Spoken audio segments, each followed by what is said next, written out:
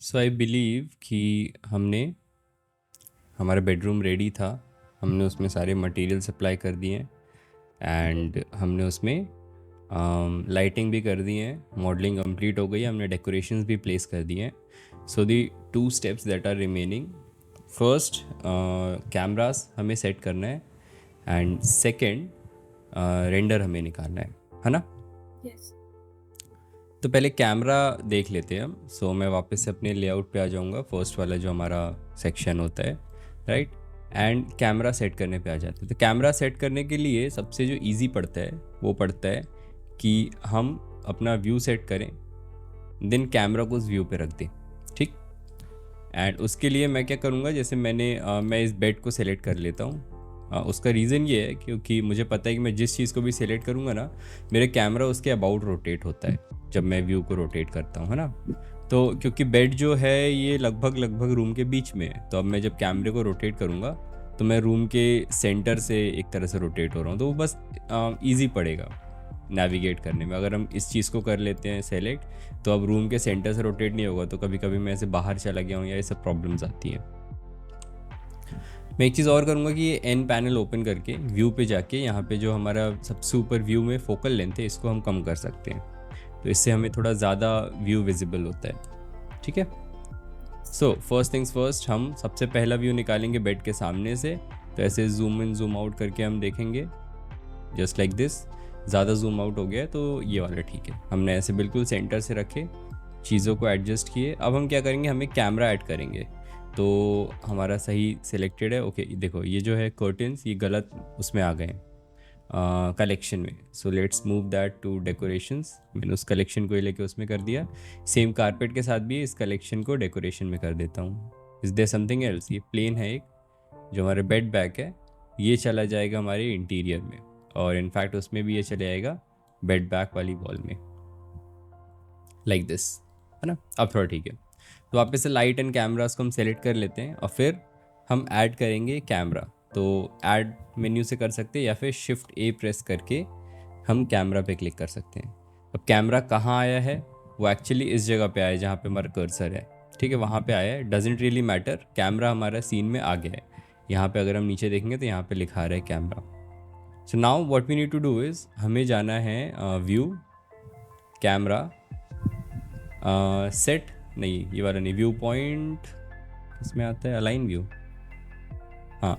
So align active camera to view, इसका मतलब है कि हमारा जो भी एक्टिव कैमरा है वो हमारे व्यू पोर्ट से, जहाँ से हम देख रहे हैं, उससे अलाइन हो जाएगा। तो will go to view, align active camera to view. तो हमारा कैमरा जो है वो उस व्यू पे अलाइन हो गया है, ठीक। Yes sir. इसका शॉर्टकट भी है, हाँ इसका शॉर्टकट भी है, which is control alt number pad 0। So control alt number pad 0 दबाने पे उससे अलाइन हो जाता है, ठीक है। यस। अब ये जो है ना, ये हमारे कैमरे की बॉर्डर है। इसके बाहर का जो डार्क ग्रे, ये हमारा कैमरे के बाहर का एरिया है, वो हमें विजिबल नहीं होगा। तो मैं थोड़ा सा जूम इन कर लेता हूँ माउस व्हील से ऐसे, ठीक। तो मेरा कैमरा, ताकि थोड़ा ज़्यादा व्यू में दिखे मुझे। Now what I need to do is कि मुझे नेविगेट करना है कैमरे में, and the easiest way to do that is, मैं फिर से अगर एन पैनल ओपन करता हूँ, व्यू में ही मुझे व्यू लॉक का ऑप्शन मिलेगा। एंड व्यू लॉक को अगर मैं कैमरा टू व्यू कर देता हूँ, अब क्या हुआ है, यहाँ पे एक लॉक का आइकन आ गया है एंड कैमरा अब मेरे व्यू से लॉक हो गया। मैं अगर ऐसे कुछ भी रोटेट या कुछ ऐसा करता हूँ ना, तो मेरा कैमरा जो है वो ऐसे रोटेट होगा। समझ में आ रहा है? हमेशा कैमरा व्यू में ही रहूँगा मैं। Now I can zoom in zoom out, ऐसे जैसा भी मुझे सही लगता है। इनफैक्ट ये जो कैमरा है इसका फोकल लेंथ पहले मुझे कम करना पड़ेगा, बिकॉज मुझे पूरा रूम नहीं दिख रहा है। सो बहुत ज़्यादा कम नहीं कर सकते, मैंने दिख रहा है कैसा अजीब सा दिखने लगा है सब कुछ।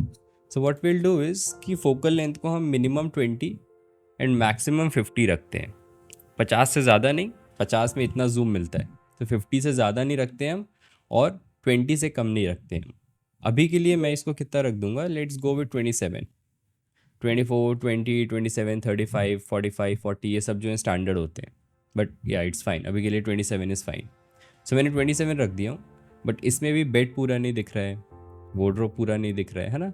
और यहाँ पे दिख रहा है थोड़ा सा क्रिकेट भी है ये, यहाँ पे जो ये वाला सेक्शन है। So there are some rules. पहला रूल ये है आर्किटेक्चरल फोटोग्राफी का, कि हमारी जो वर्टिकल लाइंस हैं this should be parallel to our view, है ना, वो हमेशा पैरेलल होनी चाहिए।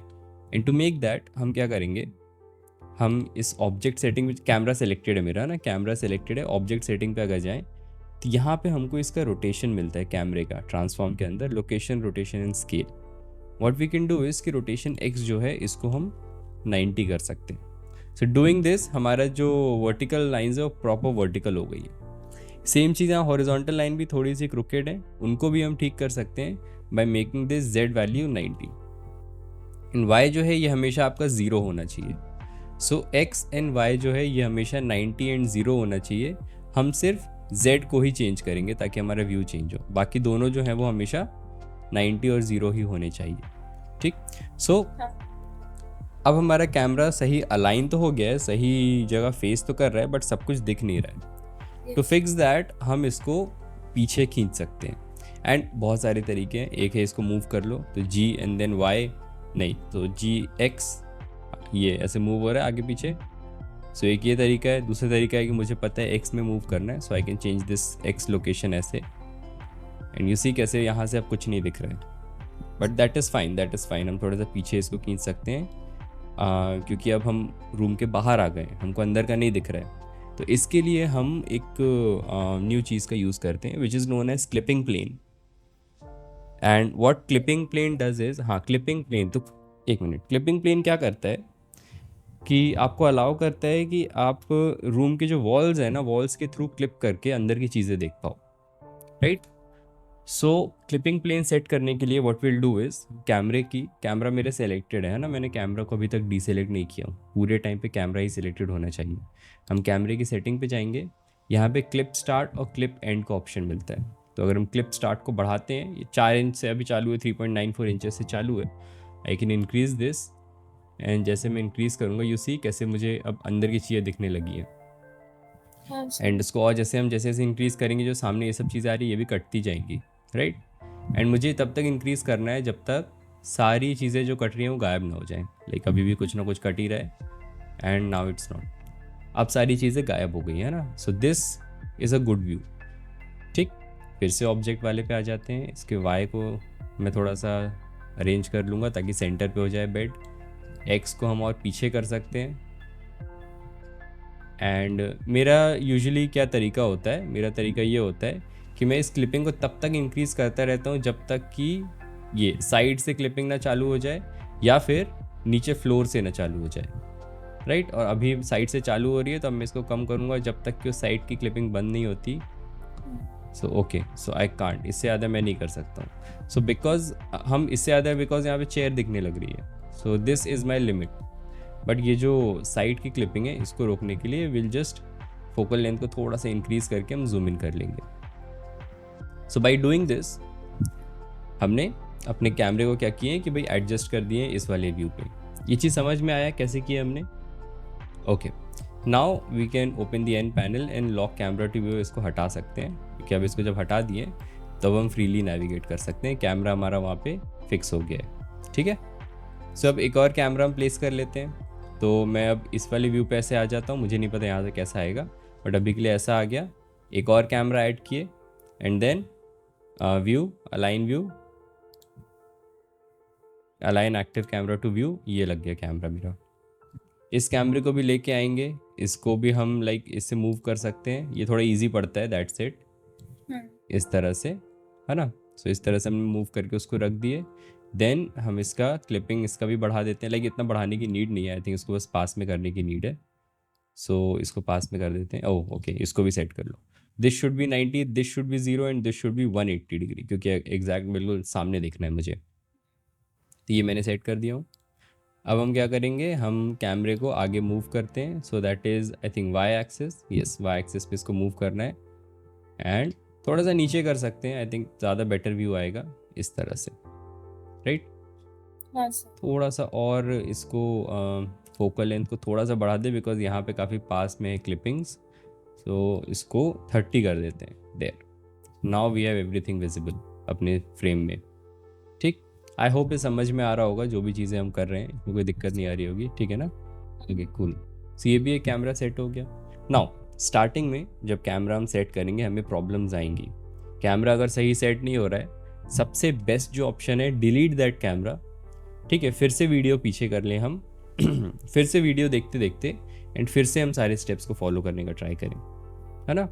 यस वो सबसे बेस्ट तरीका है। हमसे चीज़ें बिगड़ गई हैं और उसको अगर हम सुधारने बैठ जाएंगे अभी, तो वो टाइम वेस्ट बहुत ज़्यादा होगा एंड हो सकता है चीज़ें सुधरे भी नहीं ईजिली, ठीक। नाउ अगेन मैं इस व्यू से बाहर आ जाऊंगा, दूसरे व्यू पे आ जाऊंगा ऐसे, एंड अगेन कैमरा ऐड, फिर अलाइन कर देते हैं control alt number pad 0 press करके। इसके बाद अगेन इसको मैं वैल्यूज़ को सही सही कर देता हूँ। This should be -90। मेरा गलत कैमरा सेलेक्टेड था क्या? यस, मेरा वो जो कैमरा सेलेक्टेड था ना उसमें हो गया, सो अंडू करते हैं उसको। Okay done. वहाँ पे कैमरा है भी। Oh no no no no no no, I made a mistake. Okay, multiple camera add नहीं करते हैं, बिकॉज मल्टीपल कैमरा ऐड करने पे ना वो एक ही कैमरा को सब जगह मूव कर रहा है। So let's not do that. अभी के लिए हम एक कैमरा देखते हैं, फिर बाद में हम एनिमेशन के थ्रू देखेंगे कि हम मल्टीपल व्यूज़ कैसे निकाल सकते हैं, ठीक है। अभी हम एक कैमरा सेट करते हैं और फिर रेंडर पे आते हैं। टाइम बचा तो हम एनिमेशन पे आएंगे, वरना कल हम एनिमेशन पे आ जाएंगे। ओके, सो इट्स बेटर कि अभी एक कैमरा फोकस कर लिए। ये मैं कैमरा व्यू पे आ गया। अब अगर मैं रेंडर्ड पे जाता हूँ तो मुझे कैमरा व्यू से दिखेगा कि रेंडर कैसा दिख रहा है। By the way, camera view पे आने के लिए नंबर पैड 0 हम प्रेस कर सकते हैं, या फिर जो टिल्ड की होता है उसी ओपन होता है, इसमें हम व्यू कैमरा पे जा सकते हैं, ठीक, सेम चीज़ होगा। नाउ ये जो एरिया है ना, ये एरिया, ये मेरे किसी काम का नहीं है, क्योंकि वो मेरे रेंडर विजिबल नहीं होगा। तो इसीलिए what I will do is कि कंट्रोल बी में प्रेस करूँगा। कंट्रोल बी बेवल के लिए होता है, लेकिन एडिट मोड पे।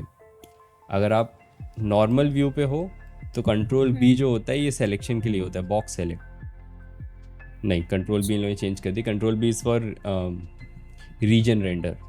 सो बेसिकली कंट्रोल बी प्रेस करके अगर आप कैमरे को सेलेक्ट करते हो ऐसे, तो उतना रीजन सेलेक्ट हो जाता है, सिर्फ उतना ही रेंडर होगा। तो इससे क्या होता है, हमारा रेंडर जल्दी निकलता है और हमको एग्जैक्टली समझ में आता है कि कैसा कॉम्पोजिशन हमको मिल रहा है, which I feel is not very good. But ठीक है, अभी के लिए हम बहुत ज़्यादा डिटेल में, डेप्थ में नहीं जाएंगे इसमें, बिकॉज हम बेसिक अभी जान रहे हैं। जब बेसिक समझ में आ जाए फिर हम डेप्थ में जा सकते हैं। तो this looks fine to me, है ना, जैसे ये दिख रहा है।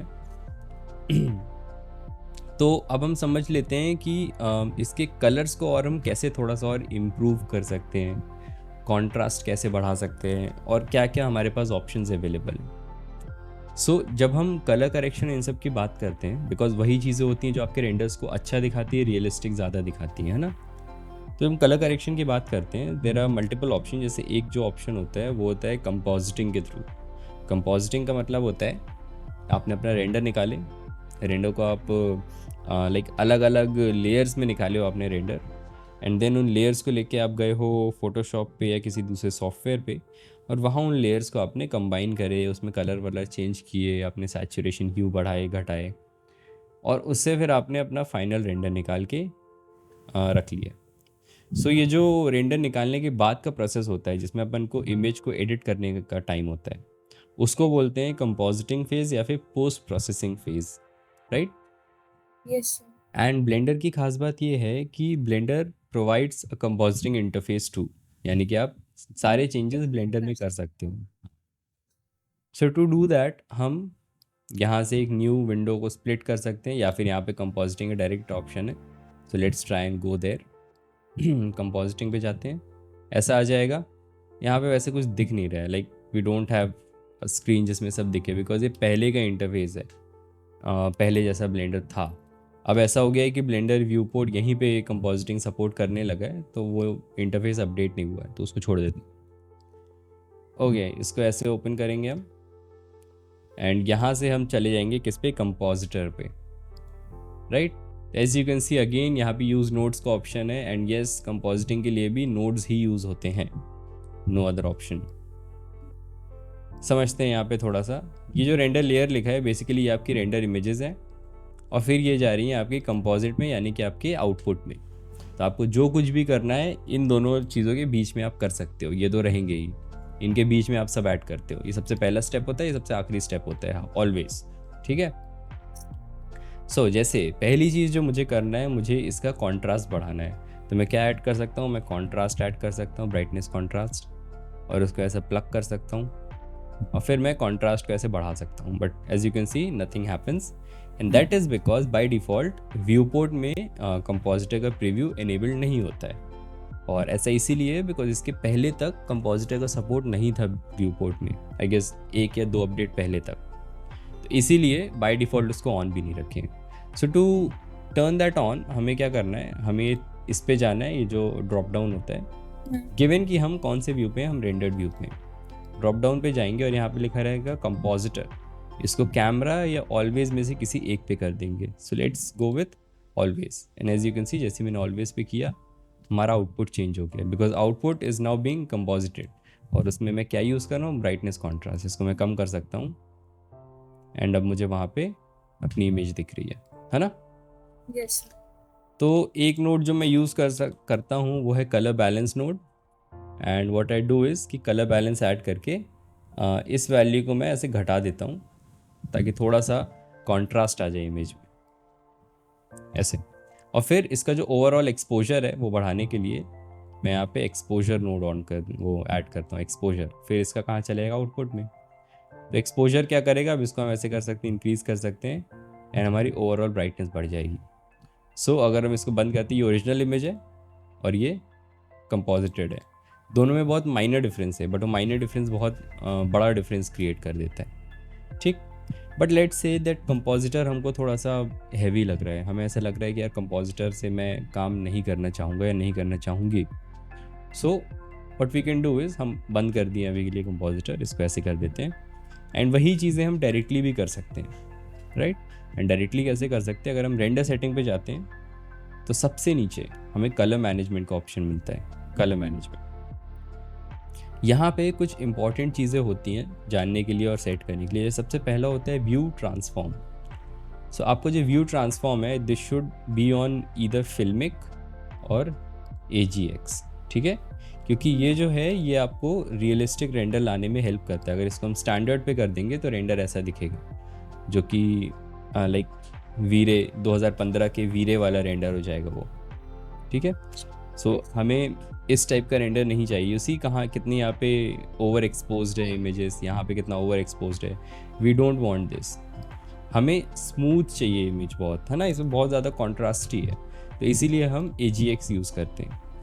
AGX में क्या होता है, AGX में एज यू कैन सी कि इसने सब जगह से ओवर एक्सपोजर को हटा दिया है, लेकिन उसके साथ इसने थोड़ा सा वो भी कम कर दिया है, क्या, हाँ, डल कर दिया है, कॉन्ट्रास्ट कम कर दिया है। टू इंक्रीज दैट हम लुक का यूज़ करते हैं, एंड लुक में हम इसको हाई या मीडियम हाई कॉन्ट्रास्ट पे रख सकते हैं। Let's go with high contrast. इससे क्या है कि हमारा ओवर एक्सपोजर भी नहीं आ रहा है, लेकिन हमारा कॉन्ट्रास्ट भी अच्छा खासा हो गया इमेज में।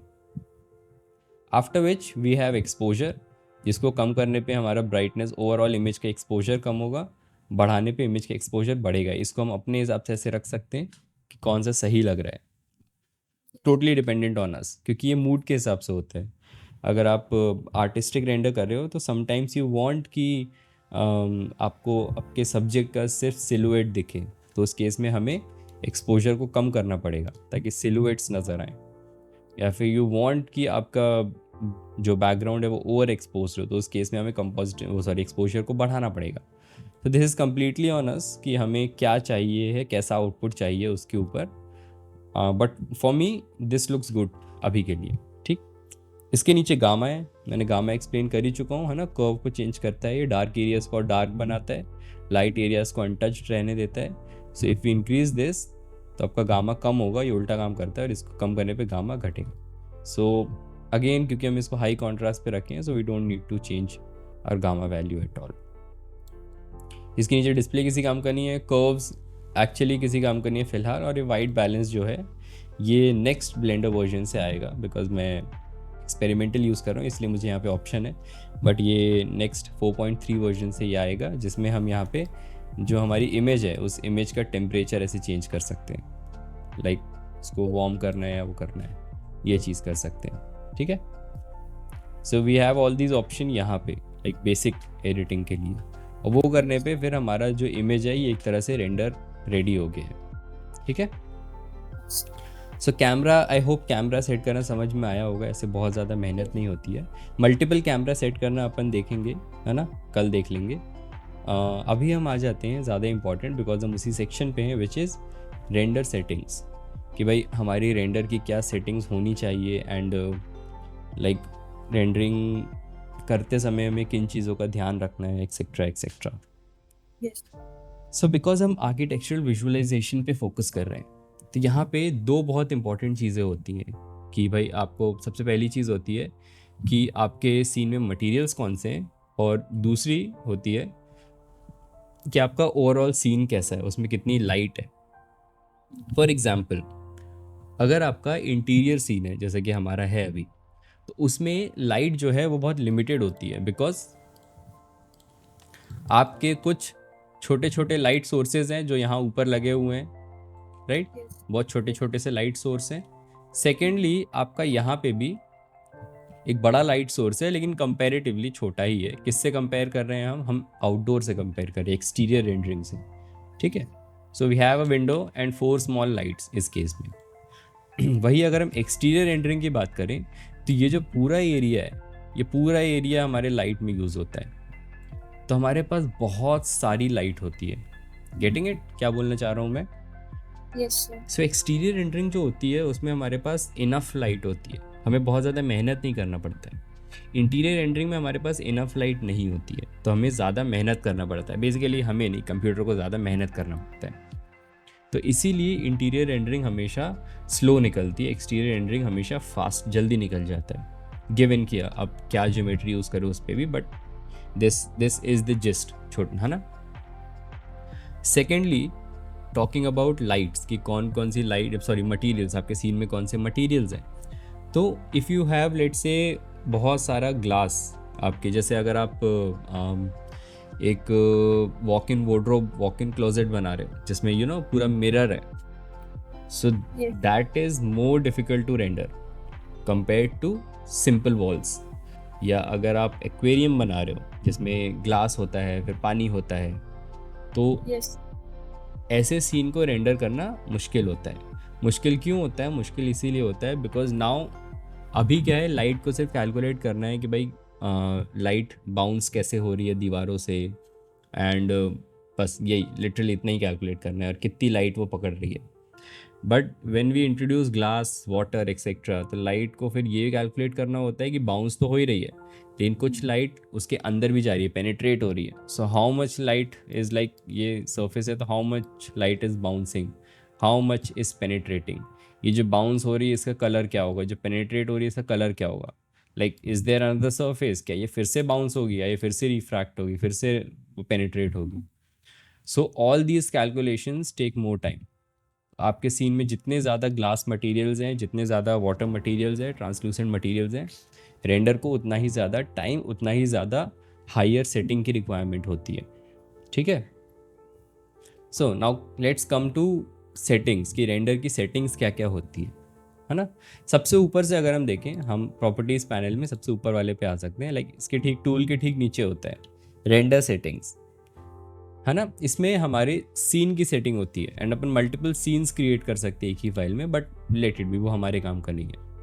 सीन की जो सेटिंग होती है, एज यू कैन सी, इस पर सबसे ऊपर होता है कि आप कौन सा रेंडर इंजन यूज़ कर रहे हो। एंड रेंडर इंजन जो होता है, जैसा मैं बता चुका हूँ, रेंडर इंजन बेसिकली होता है कि आप कौन सा सॉफ्टवेयर यूज़ करने वाले हो रेंडरिंग के लिए। There are multiple software render करने के लिए। So Blender is not a rendering software, Blender is a modelling software. Blender में हम मॉडलिंग करते हैं, चीज़ें बनाते हैं, बट रेंडर करने के लिए हम क्या करते हैं, एक और सॉफ्टवेयर का यूज़ करते हैं, इसका नाम है साइकिल्स, जो कि हमारे ब्लेंडर में इंटीग्रेट हो जाता है। सिमिलरली जब हम स्केचअप या फिर 3ds मैक्स यूज़ करते हैं, तो हम वीरे या ऑक्टेन रेंडर या फिर कोरोना रेंडर का यूज़ करते हैं। ये सारे सॉफ्टवेयर जो हैं ये हमारे 3ds मैक्स में या स्केचअप में इंटीग्रेट हो जाते हैं। There are some other renders जो इंटीग्रेट नहीं होते, उनको स्टैंड अलोन रेंडर बोलते हैं, जैसे लूमियन सुनी होगी, या फिर वी हैव ट्विन मोशन, एनस्केप। तो दीज सॉफ्टवेयर्स आर लाइक, ये प्री बिल्ट सॉफ्टवेयर्स हैं, आप अपने मॉडल को उसमें इंपोर्ट करते हो एंड देन आप उसमें काम कर सकते हो। तो ये अलग अलग होते हैं। आई यूजुअली प्रेफर जो इंटीग्रेट हो जाते हैं, बिकॉज आप अपने पसंदीदा सॉफ्टवेयर में काम कर सकते हो। सेकेंडली काम थोड़ा फास्ट हो जाता है क्योंकि आप तुरंत तुरंत चेंजेस कर सकते हो। सो साइकिल्स जो हमारा रेंडर इंजन यहाँ पे सेलेक्टेड है, ये हमारे ब्लेंडर में इंटीग्रेट हो जाता है, एंड ये एक्चुअली ब्लेंडर के साथ ही आता है। और ये पाथ ट्रेसर है। पाथ ट्रेसर मतलब लाइट का ये पाथ को ट्रेस करता है और उससे रेंडर निकालता है। Path tracers are highly accurate renderers जो कि आपको रियलिस्टिक आउटपुट देते हैं, गिवन कि वो समय ज़्यादा लेते हैं, टाइम ज़्यादा लेते हैं रेंडर करने में। ठीक। So we use cycles because हम आर्किटेक्चरल विजुअलाइजेशन साइट पे जा रहे हैं, and for that it is very important कि आपका जो रेंडर निकल रहा हो वो एक्यूरेट हो। आर्किटेक्चरल विजुअलाइजेशन में हमें रियलिज्म की तरफ जाना रहता है।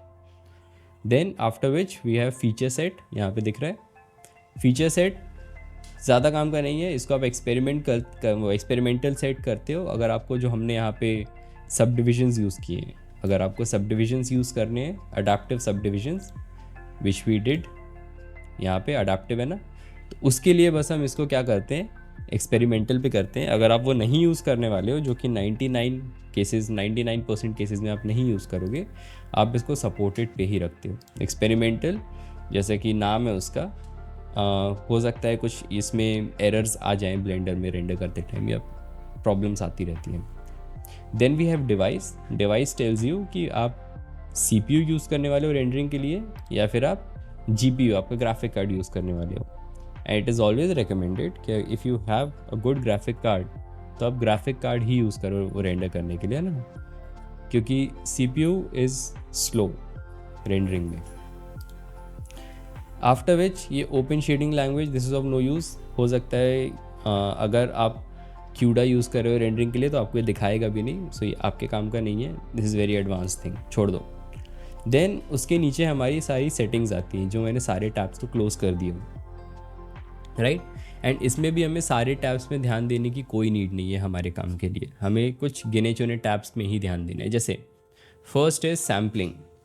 सैम्पलिंग का मतलब होता है कि जब रेंडरिंग हो रही है, तो रेंडरिंग में क्या होता है ना, जो लाइट, जो मैंने बताया पाथ ट्रेसर है, लाइट के पाथ को ट्रेस करता है ये रेंडर। तो ये देखता है कि टोटल हमारे पास कितने पिक्सल्स हैं, दैट इज़ कि हमारा जो रेजोल्यूशन है, हम किस रेजोल्यूशन में आउटपुट निकाल रहे हैं। For me that is 1920x1080। अगर मैं कैलकुलेटर खोल लूँ, सो 1920x1080 का मतलब होता है टोटल इतने नंबर ऑफ पिक्सल्स हैं मेरे पास, 2,73,600। सो दिस मीन्स कि जो सॉफ्टवेयर है उसको इतने पिक्सल्स को ट्रेस करना है। समझ में आ रही है चीज़, उसको ट्रेस करना है इसको। सो अगर मैं यहाँ पे मैक्सिमम सैम्पल में देता हूँ 1 सिंगल सैम्पल, ठीक है, इसमें थोड़ा और डिटेल में होता है, बट अगर हम मैक्सिमम सैम्पल में 1 देते हैं, तो इसका मतलब है कि वो हर एक पिक्सल के लिए, राइट, इतने पिक्सल्स है, वो हर एक पिक्सल के लिए एक सिंगल बार लाइट को ट्रेस करेगा। उसका ये मतलब होता है। अगर हम यहाँ पे देते हैं 2 सैम्पल्स, तो वो हर एक के लिए 2 बार ट्रेस करेगा। इसको हम जितना ज़्यादा देंगे, वो लाइट को उतने ज़्यादा बार ट्रेस करेगा, एंड जितने ज़्यादा बार वो लाइट को ट्रेस करेगा उतना ज़्यादा एक्यूरेट रिजल्ट हमको मिलता है। लेकिन अगेन, जितने ज़्यादा बार वो ट्रेस करेगा उतना ज़्यादा समय उसको चाहिए रहता है, ठीक है, ट्रेस करने के लिए। बिकॉज हर बार वो एक बार ट्रेस करता है, फिर वो सेकेंड टाइम ट्रेस करता है, फिर वो थर्ड टाइम ट्रेस करता है। कैमरा व्यू पे आ जाते हैं, and let's go to rendered view, ताकि हम इसको इन एक्शन देख पाएँ। सो मैंने मैक्सिमम सैम्पल दिया हूँ 1। एज यू कैन सी ये तुरंत रेंडरिंग यहाँ पे डन लिखा आ गया है ना। ये जूम इन किया, देखो यहाँ पे तुरंत लिखा आ रहा है, बिकॉज वो एक सिंगल रे को ट्रेस कर रहा है। ब्लेंडर इतना केपेबल हो गया एक्चुअली कि वो एक सिंगल रे में ही इतना अच्छा रिजल्ट हमको दे पाता है। बट अगर मैं यहाँ पे ये सब ऑन कर दूँ, और तो यूल सी कि कैसे यहाँ पे हमको लाइक जूम इन करने पे तो कोई दिक्कत नहीं मिल रही है, but if you don't zoom in तो हमको यहाँ पे कुछ जैसे ये कारपेट है तो ये क्लियर नहीं है, यू सी दिस। एंड ये बेड पे देखो, यहाँ पे कोई डिटेल नहीं दिख रही है। यहाँ पे we can see some detailing, but यहाँ पे हमें नहीं दिख रहा है। So number of pixels is very important इसके लिए कि हमें कितनी डिटेल विजिबल है। यहाँ पे भी हमें कुछ डिटेल नहीं दिख रही है, ऐसे जूम इन करने पे दिख रही है बिकॉज ऑफ कोर्स, बट ऐसे दूर से नहीं दिखेगी। जैसे ही हम इसको बढ़ाते हैं, and let's make it 32 pixels, तो अब थोड़ा ज़्यादा टाइम लगा रहा है वो रेंडर निकालने में। यू कैन सी यहाँ पे वो निकाल रहा है, है ना। इसको मैं बंद कर देता हूँ अभी के लिए। तो इसको वहाँ पे वो रेंडरिंग कर रहा है, बट अब थोड़ी ज़्यादा डिटेल देगा, बट डिटेल के साथ वो थोड़ी सी नॉइज़ भी देगा। Like where can I show you, हाँ यहाँ कहीं पे अभी दिखा था मुझे नॉइज़, ये यू सी दिस एरिया। अब मुझे पता नहीं यहाँ पे कितना अच्छे दिख रहा है, if I can magnify somehow, ये यू सी दिस, ओके दिख रहा है ना, मतलब मेरी स्क्रीन में यहाँ पे नॉइज़ आ रही है। तो ये जो नॉइजी पैटर्न्स आ रहे हैं ना, ये इसीलिए ही आ रहे हैं। ये मैग्नीफायर बंद कैसे होता है, oh okay okay, this is not cool, close. तो ये इसीलिए आ रहे हैं because we are not providing it enough number of samples. बहुत कम सैम्पल में डिटेल नहीं दिखती है, और अगर हम मॉडरेट मतलब लो अमाउंट ऑफ सैम्पल्स रखते हैं तो फिर क्या होता है कि डिटेल बाहर आना चाहती है बट पूरी तरह से आ नहीं पाती है बाहर, तो हमको ऐसा आर्टिफैक्टिंग मिलता है। So we need to provide this software enough number of samples to render. And usually जब आप काम कर रहे होते हो, एज यू कैन सी यहाँ पे दो ऑप्शंस हैं, व्यू पोर्ट और रेंडर। सो बेसिकली आप जब काम कर रहे हो, आपके व्यू पोर्ट में आप देख रहे हो तो how many samples will be rendered, and जब आप फाइनल रेंडरिंग निकालोगे तो how many samples are going to be rendered, ये सेटिंग्स होती हैं। एंड व्यू पोर्ट में अभी जो सैम्पल्स हैं that is 32, so I can increase this to up to 128 depending कि हमारा रेंडर जो है वो कितने जल्दी निकल रहा है। अब देखो यहाँ पे हमारा जो आर्टिफैक्ट था वो नहीं आ रहा है, this looks very like smooth, है ना। तो नंबर ऑफ सैम्पल्स कितना रख रहे हैं, this is very important. And जब आप काम कर रहे होते हो तो मैं तुम्हारे लैपटॉप के हिसाब से प्रेफर करूँगा कि इसको हम सिर्फ 32 रखें, उससे ज़्यादा ना रखें, ठीक। Okay, now let me just reduce this to show you something else. Not sure वो दिखेगा क्या, if I did this maybe, इससे maybe, not very sure. So ये डिनॉइजर जो होता है बेसिकली इस तरह से रेंडर निकलता है, यू सी दिस, ये एक्चुअल जो डॉट डॉट हमें दिख रहे हैं ना, ये एक्चुअल रेंडर होता है। एंड देन हम इस नॉइजी इमेज को डीनॉइज करने के लिए इस चेक बॉक्स का यूज़ करते हैं। डीनॉइज जैसे ही हम उसको चेक को टिक करते हैं ना, ये डीनॉइज होने लगता है। Now what I have done is कि मेरे जो स्टार्ट सैम्पल है वो 1 पे है, but I would not recommend you that start sample, because अपना RTX सीरीज़ कार्ड नहीं है, हमारा GTX 1650 है। तो जो भी हमारा सैम्पल है ना, हमारा स्टार्ट सैम्पल भी वही रखना, सो दैट वो स्टार्टिंग से ही डीनॉइज ना करे, बिकॉज देन वो बहुत स्लो डीनॉइज करने लगता है, लाइक बहुत स्लो हो जाता है सिस्टम, राइट। तो इसीलिए हमारा जो स्टार्ट सैम्पल है और जो नंबर ऑफ सैम्पल्स है वो सेम होने चाहिए।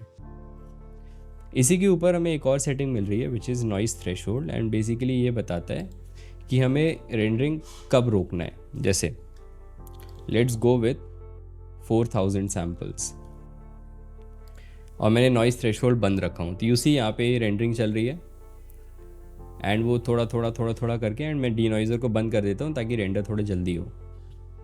सो वहाँ पे वो रेंडर निकाल रहा है, लाइक 100 सैम्पल्स हो गए, 150 हो गए, 180 हो गए, एंड वो कैलकुलेट करता रहेगा। कब तक करेगा, जब तक टोटल 4000 सैम्पल्स नहीं हो जाते तब तक वो रेंडर करेगा। लेकिन अगर मैं नॉइज़ थ्रेशोल्ड ऑन कर देता हूँ तो फिर वो चेक करेगा कि सब जगह पे ये जो पैटर्न है, नॉइज़ है, वो कितनी है। एंड जिस एरिया में नॉइज़ कम होने लगेगी ना, उस एरिया में वो रेंडर करना बंद करता जाता है system. So if I turn this on और नॉइज़ थ्रेशोल्ड को 0.1 रखता हूँ, यू विल सी कि ये थोड़ी देर रेंडर करेगा एंड देन फट करके एंड ये डन बता दिया। सो 100 सैम्पल के आसपास रेंडर किया और उसके आगे फिर उसने रेंडर नहीं निकाला। ये चीज़ समझ में आई ना।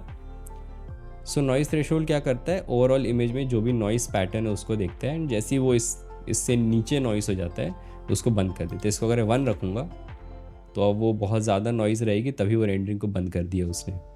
एंड इसको अगर हम 0.05 रखेंगे तो अभी ज़्यादा लंबे समय तक रेंडर करेगा, बट बहुत कम नॉइज़ होने पे वो रेंडर को रोकेगा। अगेन दिस इफेक्ट्स कि आपका सिस्टम जो है वो कितनी देर तक रेंडर कर रहा है। एंड जो मेरा पर्सनल एक्सपीरियंस रहा है, व्यू पोर्ट में 0.5 मैं रखता हूँ, मैक्सिमम सैम्पल्स 32 मैं रखता हूँ, एंड डीनॉइज़र में ऑन रखता हूँ using open image, passes, albedo normal. ये लिखने की नीड नहीं होगी बिकॉज वीडियो मिल जाएगा तो कोई इसकी इशू नहीं है।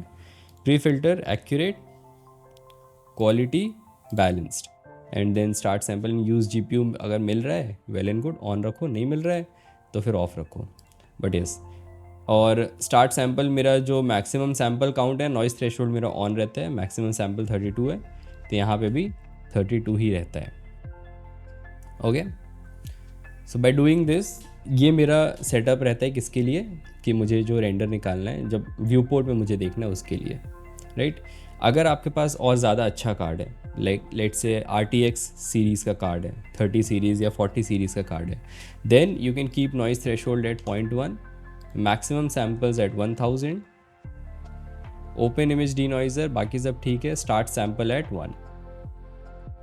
तो इससे शुरू से ही इमेज डीनॉइज होती है और लाइक आपको शुरू से ही रिज़ल्ट अच्छा मिलता रहता है। बट येस, आपके लिए उसके लिए बहुत पावरफुल ग्राफिक कार्ड होना ज़रूरी होता है। ओके, सो इसके बाद होता है रेंडर। रेंडरिंग में भी सेम सेटिंग मिलेगी, जो यहाँ पे सेटिंग है वही सेम सेटिंग यहाँ पे भी रहती है। जस्ट डिफरेंस क्या रहता है कि ये रेंडरिंग में यूज़ होनी है, तो यहाँ पे हम थोड़ी सी ज़्यादा रख सकते हैं, गिवन कि हमारे पास होता है टाइम है रेंडरिंग के लिए। एंड यूजुअली यहाँ पे हम जो रखेंगे, नॉइज़ थ्रेशोल्ड 0.05 रखेंगे, maximum sample go with 256 samples starting के लिए। एक रेंडर निकाल के देखेंगे हम, अगर रेंडर अच्छा आता है तो फिर वेल एंड गुड, अगर रेंडर अच्छा नहीं आता है तो फिर हम इसको बढ़ा देंगे और डबल कर देंगे, 512 कर देंगे, फिर से रेंडर निकालेंगे। अगर रेंडर अच्छा आता है वेल एंड गुड, अगर नहीं आता है तो फिर हमें देखना है कि कहाँ पे अच्छा नहीं आ रहा है। कभी कभी क्या होता है, जैसे इन सब एरियाज़ में, जैसे यहाँ पे केन एंड ऑल लगा है ना, यहाँ पे अच्छा नहीं आ रहा है। सो लेट्स से कि ऐसे एरियाज़ में जहाँ पे बहुत सारी डिटेल होनी चाहिए, वहाँ पे अच्छा नहीं आ रहा है, राइट, तो फिर हम अपने मैक्सिमम सैम्पल्स को बढ़ाएंगे। बट अगर ये वॉल्स एंड ऑल यहाँ पे, जहाँ पे पूरा प्लेन है, वहाँ पे दिक्कत आ रही है, तो फिर हम अपने मिनिमम सैम्पल्स को बढ़ाएंगे। और मिनिमम सैम्पल्स को कितना बढ़ाएंगे, इसको हम 32 के इंक्रीमेंट में बढ़ाते हैं। 32, फिर अगर 32 नहीं है तो उसमें 64 हो जाएगा, 64 में भी नहीं आया तो 128, 128 में भी नहीं आया तो 64, 128, 128 डबल कर दिया मैंने, जितना भी हो 64 में प्लस कर देना 32, यार क्या है 96, और ऐसे प्लस 32 करके बढ़ा के रेंडर देखना पड़ता है, ठीक है। एंड क्योंकि आप मिनिमम सैम्पल बढ़ा रहे हो तो आप मैक्सिमम को भी कम कर सकते हो, लाइक 256 आप कर सकते हो, बट वो टाइम के साथ अपने आप समझ में आता है, लाइक यूज़ करते करते हमें समझ में आने लगता है। एक चीज़ है कि minimum sample should always be less than maximum samples, है ना। एंड अगर फिर भी आपको रिज़ल्ट अच्छा नहीं मिल रहा है, लाइक ये सब करने के बाद भी आपको रिज़ल्ट अच्छा नहीं मिल रहा है, देन इस नॉइज़ थ्रेशोल्ड को बंद करके सैम्पल काउंट को आप 1000 या उससे ऊपर रख लिए और फिर आप लाइक रेंडर करना चालू कर सकते हो। Yes, it will take too much time, हो सकता है एक फ़ोटो निकलने में 1 घंटा लगे, बट चांसेस है कि फ़ोटो अच्छी आएंगी, ठीक। यूजुअली कम में काम हो जाते हैं, उतनी दिक्कत नहीं होती है। ऑल्सो अब डीनॉइज़ की सेटिंग देख लेते हैं रेंडर के लिए। सो डीनॉइज़र आपका हमेशा ओपन इमेज डीनॉइज़ रहेगा। पासेस में आप एल्बेडो एंड नॉर्मल दोनों यूज़ करोगे। प्री फिल्टर शुड बी और accurate and quality should be high. And use GPU, अगर आपका यूज़ GPU का ऑप्शन आ रहा है and you have like enough video memory, जो कि यहाँ नीचे दिखाता है। सो अगर आपके पास इनफ वीडियो मेमोरी खाली है तो आप GPU यूज़ कर सकते हो, वरना इसको हटा दोगे तो वो CPU यूज़ करके रेंडर निकाल देता है, ठीक। ओके, लाइट्स को अगर हम ओपन करते हैं तो इस पर लाइट ट्री का ऑप्शन होता है, इसको बस हमेशा ऑन रहना है, नथिंग एल्स। इसको ऑफ़ नहीं करते, इसको ऑफ़ करने पे रेंडर सही नहीं निकलेगा। बाकी सब ठीक है, एडवांस में हमें कुछ नहीं करना है। लाइट पाथ में अगर हम आ जाएं तो यहाँ पे सीधा प्रीसेट्स होते हैं कुछ, इसी यहाँ पे क्लिक करने पे आ रहा है। So default is fine for checking everything. Viewport में जब आप फाइनल रेंडर के लिए जाओगे तो आप इसको फुल ग्लोबल ल्यूमिनेशन पे चेंज कर दोगे, वो ऑटोमेटिक सारी वैल्यू सेट कर देता है ना। आप यहाँ पे भी ऐसा कर सकते हो कि जैसे रेंडर पे हमने ये सारी सेटिंग करके, और लेट्स से कि मैं जैसे ये रखने वाला हूँ मैं, एंड मेरे लिए minimum sample 0, rest everything is fine. What I can do is कि यहाँ पे जाके एंड एक नया प्रीसेट बना सकता हूँ मैं, माई रेंडर, और प्लस पे क्लिक करके इसको एज अ प्रीसेट सेव कर सकता हूँ मैं। तो एवरी टाइम मैं कुछ नया प्रोजेक्ट ओपन कर रहा हूँ, मुझे बस माई रेंडर पे क्लिक करना है एंड वो इस सेक्शन की सारी सेटिंग्स को कर देता है ना। तो ये this is very good thing, यहाँ प्रीसेट्स हम बना सकते हैं खुद के। Again light path default is for checking, जब हम काम कर रहे हैं फाइनल रेंडर के लिए हम इसको फुल ग्लोबल ल्यूमिनेशन पे कर देते हैं, दैट्स इट। बाकी ये किसी काम का नहीं है। इसको बंद कर देते हैं, इसको ही बंद कर देते हैं। वॉल्यूम्स किसी काम के नहीं है, सब डिवीज़न नहीं, अभी नहीं है फ़िलहाल। अगर हम सपोर्टेड यूज़ करते हैं तो सब डिवीज़न वैसे भी हट जाते हैं, लेकिन वहाँ पे वो दिखाता ही नहीं है। ठीक, सो वो सिर्फ एक्सपेरिमेंटल में आते हैं, तो लेट इट बी। इसके बाद कर्व्स हमारे किसी काम के नहीं है, सिंप्लीफाई भी नहीं, मोशन ब्लर भी नहीं, फिल्म नोप, परफॉर्मेंस में नहीं, नथिंग, सब ठीक है। कंपोजिटर में है, मतलब लाइक सेट कर सकते हैं कौन सा यूज़ करना है, बट ऐसे आई गेस बाय डिफ़ॉल्ट वो जीपीयू पे आ जाएगा। नोप, नहीं, बाकी सब ठीक है। सो जितनी बाकी सेटिंग्स हैं ना वो हमारे काम की नहीं होती है, ठीक है। So apart from this I guess only thing left is rendering, because हमारा सब रेडी है। तो मैं यहाँ पे सॉलिड व्यू पे चला जाऊँगा, राइट, एंड देन इस कैमरे का रेंडर निकालने के लिए मैं अपने रेंडर की सेटिंग्स पहले कर लेता हूँ। So I will go with this is fine, this is fine, this is also fine. Okay, सारी सेटिंग डन है। यूजुअली मैं यही सेटिंग चेक करता हूँ। अब रेंडर निकालने के लिए हम इस रेंडर वाले पे जा सकते हैं, रेंडर इमेज पे क्लिक कर सकते हैं, जिसका जो शॉर्टकट है that is F12। So let's try that. F12 अगर हम प्रेस करेंगे तो ये रेंडर निकलने लगा है। सो फर्स्ट थिंग, यहाँ पे सारी चीज़ें लोड कर रहा है हमारे रैम में, एंड इसके बाद रेंडरिंग चालू हो गई है। सो यहाँ पे हमारा सैम्पल काउंट दिखा रहा है, कितने सैम्पल वो कैलकुलेट कर रहा है, एंड यहाँ पे रिमेनिंग टाइम कितना लगेगा, अभी कितना टाइम उसको हुआ है, एंड कितनी हमारी मेमोरी यूज़ हुई है। तो यहाँ से हम सब कुछ बता सकते हैं। सो लेट्स वेट, बिकॉज हम अभी जो ये 1080p में रेंडर निकल रहा है, फुल HD जो हम बोलते हैं, ये डन। सो रेंडर निकल गया है, डीनॉइज भी हो गया as you can see, but यहाँ पे not enough detail, this not enough detail दोनों साइड पे, यहाँ भी नहीं है ना, तो डिटेल कम है, डिटेल को हमें और ज़्यादा बढ़ाना पड़ेगा। ये सपोर्टेड से वापस एक्सपेरिमेंटल पे अगर मैं कर दूँ तो बढ़ जाएगा फिर, ठीक है। Let's try that again. पिछली बार 2.4 GB मेमोरी यूज़ हुई है, 2400। लेट्स सी अब कितनी यूज़ हो रही है। सो अब लगभग उतनी यूज़ हो रही है, so that is very nice. But you can see कि कैसे हमने जब एक्सपेरिमेंटल पे किए हैं ना, we are getting much more detail जो हमारे सब डिविजन्स उस पर। ये हमारा रेंडर निकल गया एज यू कैन सी, पीछे का हमारा बैक भी बढ़िया आया है बिल्कुल, एंड बाकी चीज़ें भी सही हैं। ये यहाँ पे हल्का सा नॉइज़ है, यहाँ पे भी नॉइज़ है, यहाँ पे भी नॉइज़ है ना। सो उस चीज़ पे हमें थोड़ा सा काम करना पड़ेगा, ये जो नॉइज़ आ रही है वो नहीं आनी चाहिए। टू फिक्स दैट हम 2-3 चीज़ें कर सकते हैं। एक तो ये है कि हम मिनिमम सैम्पल बढ़ा दें, बिकॉज मैं ऑलरेडी बहुत हाई सैम्पल काउंट पे चल रहा हूँ, 512 पे। तो I just increase my minimum sample to, because I have a good system, तो मैं 256 कर दूंगा इसको, और आई गेस इतना काफ़ी होना चाहिए। सो let's try again.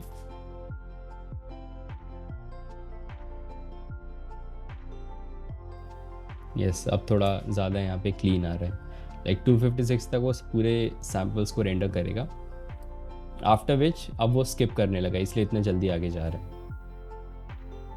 And done. अब यहाँ पे अगर हम देखें, सी यहाँ पे बिल्कुल कोई नॉइस नहीं आया है ना, सब कुछ बिल्कुल क्लीन आया है। So this is a good render. Bed में अभी भी डिटेलिंग नहीं है, बट आई गेस वो इसीलिए because of how this material is made. तो अगर आप इसको फ्रंट से देख रहे हो तो आपको उतनी डिटेलिंग नहीं दिखेगी। इट्स फाइन फॉर नाउ, अभी के लिए ठीक है।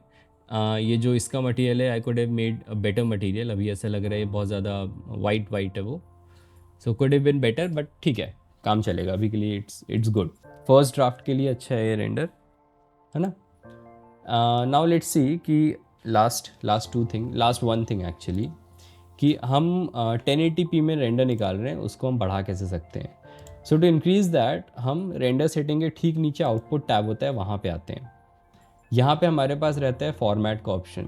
सो लाइक कि रेजोल्यूशन हमें कितना रखना है, इसके अलावा हमारा एस्पेक्ट रेशियो क्या रहेगा, और कितना हमको रेंडर करना है, एक्सेट्रा एक्सेट्रा, राइट। तो सबसे ऊपर हमारा रेजोल्यूशन है। रेजोल्यूशन को हम क्या कर सकते हैं, इसको बढ़ा के हम 4K पे, अगर हमको जाना है 4K रेंडर निकालना है, यहाँ पे दिया हुआ है प्रीसेट, यहाँ से कोई सा भी सिलेक्ट कर सकते हैं। जैसे this is 4K UHD TV।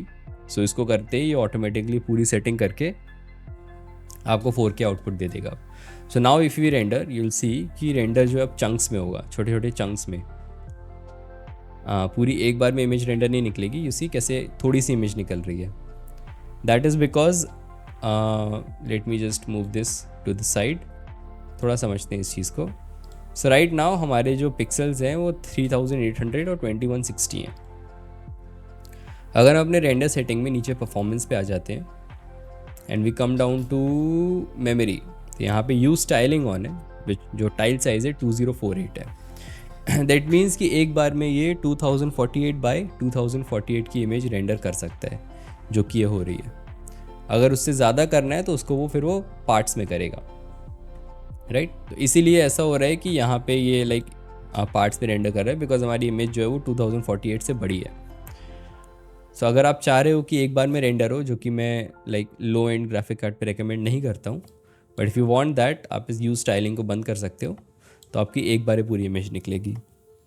अभी ऐसा होगा कि एक एक करके सारे पार्ट्स निकलेंगे, बट सारी इमेज निकल जाएगी। लाइक यू कैन सी यहाँ पे ये सैम्पल काउंट लिखा रहा है और यहाँ पे लिखा रहा है rendered 1 out of 4 tile, this area is done. अब वो इस एरिया को रेंडर कर रहा है। So will have to wait a little ताकि वो पूरी इमेज को रेंडर कर ले। आई थिंक ये 2 ही एरिया थोड़े से टाइम लगाएंगे, बाकी 2 तो काफ़ी छोटे से हैं तो फटफट निकल जाएंगे। So let's see. And also because we set minimum sample to 256, तो वहाँ तक ज़्यादा टाइम लगेगा, उसके बाद चीज़ें स्पीड अप हो जाएंगी 256 के बाद।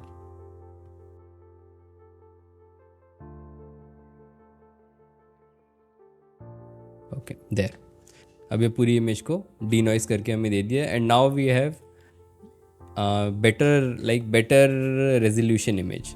इस इमेज का रेजोल्यूशन थोड़ा बड़ा है and we can zoom a lot, है ना, चीज़ें देखने के लिए। तो इससे क्या हुआ, फिर हमारी ये इमेज निकल गई। और द क्वेश्चन इज इमेज को सेव कैसे करना है। तो हम जाएंगे इमेज पे, देन सेव पे। कहाँ पे सेव करना है, वी कैन जस्ट उस जगह पे हम नेविगेट कर सकते हैं, यहाँ पे अच्छा से इसको नाम दे सकते हैं एंड देन सेव पे क्लिक कर देंगे तो सेव हो जाएगी इमेज। ठीक है, जब हम सेव कर रहे होते हैं यहाँ साइड से उसको हम लाइक कौन सा हमको इमेज निकालना है वो भी दे सकते हैं। For me right now it is PNG। Colour जो है that is RGB alpha, we don't want alpha because इसमें ट्रांसपेरेंसी नहीं है, थोड़ी सी जगह बचाने के लिए हम इसको RGB दे सकते हैं। कलर डेप्थ यूजुअली मैं 16 बिट कलर्स यूज़ करता हूँ because more colours are better. बाकी सब ठीक है एंड देन सेव इमेज। और अगर हम चाह रहे हैं कि ये बाय डिफ़ॉल्ट यही सेटिंग्स हों, तो जो आउटपुट टैब होता है इसमें आउटपुट में यहाँ पे दिया हुआ है कि भाई आपका रेंडर बाय डिफ़ॉल्ट कहाँ निकलेगा, प्लस आपका फाइल फॉर्मेट क्या होगा, ये पूरा यहाँ पे विजिबल होता है। इसके बारे में हम कल समझेंगे बिकॉज ये जो है ये एनिमेशन का पार्ट होता है। ठीक है, सो आई गेस आज के लिए इतना काफ़ी है। हमने रेंडर निकाल लिए हैं, हमारी इमेज भी सेव हो गई है। लेट्स हैव अ लुक उस पर। सो अगर मैं इसको कॉपी कर लूँ and I bring in paste this, ये रही हमारी रेंडर्ड इमेज देयर। इसमें अगर फर्दर हमें कुछ करना हो तो हम लाइक फोटोशॉप पे ले जाके इसमें फर्दर चेंजेस कर सकते हैं, बट आई डोंट थिंक वो रिक्वायरमेंट है। सो या ऐसे निकालते हैं हम renders and let's meet tomorrow now, है ना, जिसमें हम जानेंगे कि मल्टीपल कैमरा एंगल कैसे हम सेट कर सकते हैं एंड उनसे फिर हम कैसे रेंडर्स निकाल सकते हैं एक साथ। ठीक, ओके देन, बाय बाय।